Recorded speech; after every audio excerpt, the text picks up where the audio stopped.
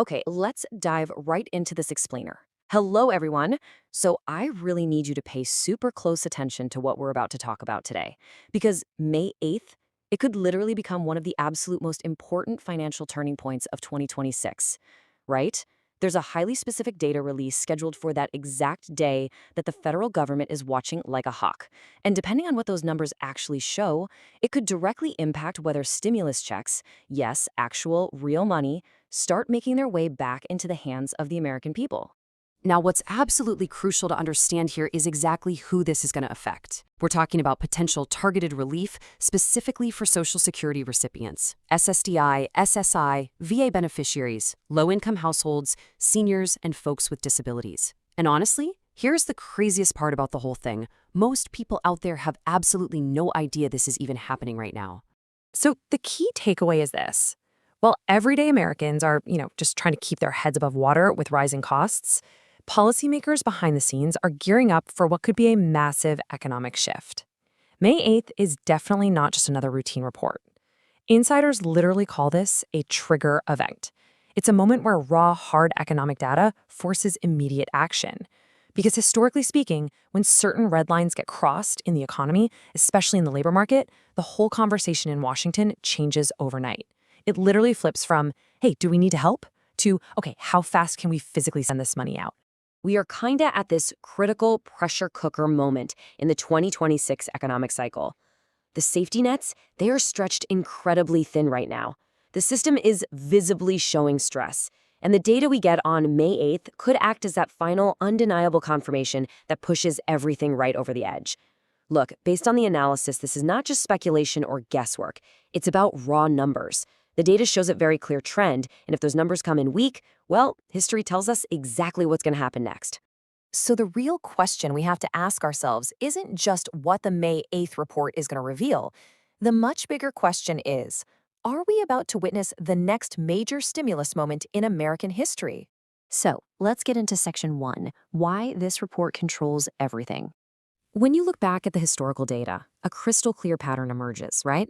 Every single major stimulus payment we've seen over the last 20 years, it didn't just happen out of nowhere. It was triggered by one specific critical failure in the system, the labor market. It's like a giant domino effect. When jobs start disappearing, literally everything else begins to fall apart. Consumer spending slows down, businesses start struggling to keep the lights on, and the entire economy just starts losing its momentum. So this report coming out on May 8th, it's the April Employment Situation Report. And this is the exact specific data set that policymakers rely on when they are making those massive decisions about emergency spending. We're talking about job creation numbers, unemployment rates, workforce participation, and wage growth. But honestly, what it really does is reveal whether the average American worker is still holding on or if they are really starting to fall behind. Because here's the harsh reality of how this works. The government, they can kind of ignore inflation for a little while. They can even drag their feet reacting to a housing slowdown. But they absolutely cannot ignore unemployment. Why? Because when people lose their jobs, they immediately stop spending.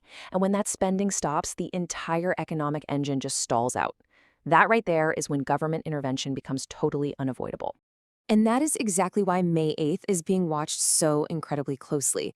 It's not just a matter of whether the report is generally good or bad. It's about whether it crosses a very specific, dangerous threshold, the kind that literally forces their hand. If that threshold is hit, the pressure on lawmakers becomes immediate, and I mean intense. And as we know from history, that kind of pressure leads to one specific thing: direct payments straight to the public. All right, moving on to section 2, the direct link to your bank account. Now, you might be sitting there wondering, okay, but how does a boring government jobs report actually turn into real money in my bank account? Well, it all comes down to a little concept economists call stabilization. Basically, when the economy starts to really weaken, the government has to step in to prevent a total catastrophic collapse. And one of the fastest, most effective ways they can do that is by putting cash directly into people's hands.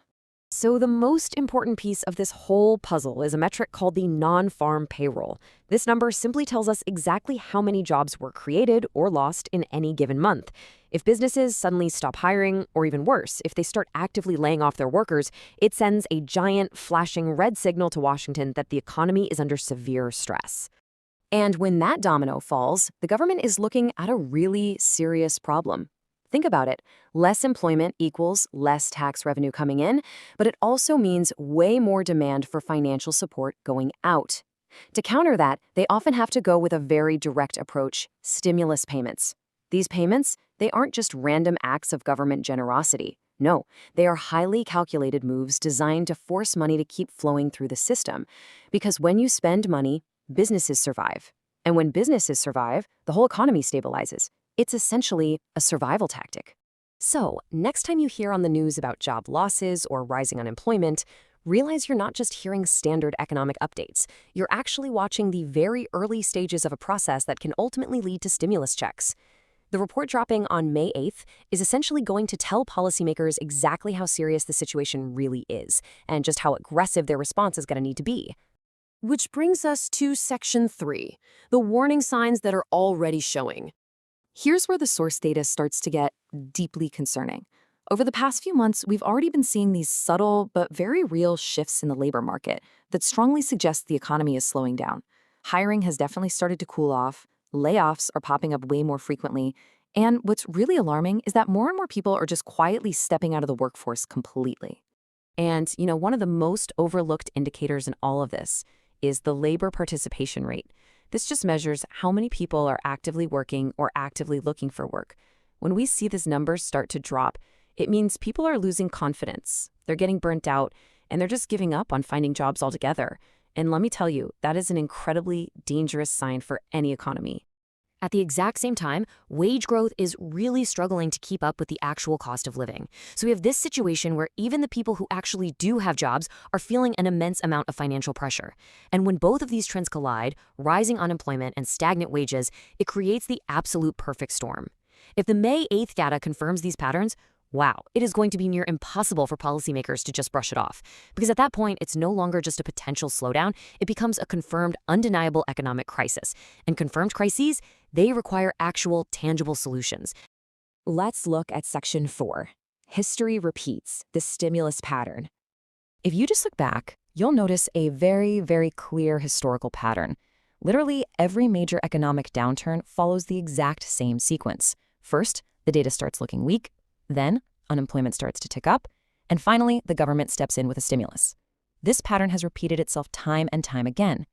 Back in 2008, during the whole financial crisis, stimulus payments went out after job losses really began accelerating. And of course, in 2020, the response was even faster and way larger, right? Multiple rounds of direct payments. But in both cases, the trigger was the exact same thing: a massive breakdown in the labor market. That is why May 8th is so absolutely critical. It could literally mark the exact moment we officially enter the next phase of that historical cycle. If unemployment starts spiking, policymakers simply won't be able to just sit back and watch.